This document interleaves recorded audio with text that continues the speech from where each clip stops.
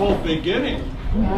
I want to go quickly over to Jim because I know, Jim, that you were not the same age as the grandmother of Cosette. But I do know that you were born in the 1930s, and you were present on that Sunday morning when your father was at Mass at St. Anthony's. And I have interviewed you before, and I would like for you to tell us how you knew that the war was on. Thank you. Can you hear me? Yes.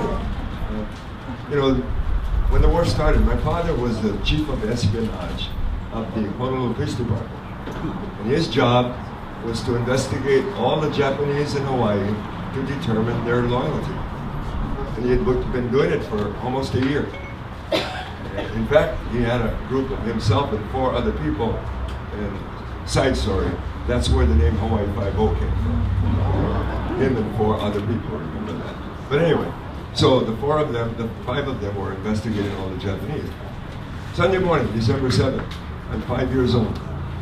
Go to St. Anthony's Church, 7 o'clock Mass, right? How long does the priest take? Just about enough time. So just about the end of the Mass, all hell broke loose over there. And we didn't know what it was, but when we walked out of the church, my father looked over and he could see airplanes and et cetera, and he rushed home, jumped in the car, rushed home, only 3 blocks away, left the car outside, ran to the house, landline, those days didn't have cell phone, right? And all I remember him saying was, yes, yes, oh shit. And I didn't see him for a month. My mother was on the mainland, so she came back on the first passenger ship, December 42, the Lurley. The first time a civilian passenger ship came back to Hawaii.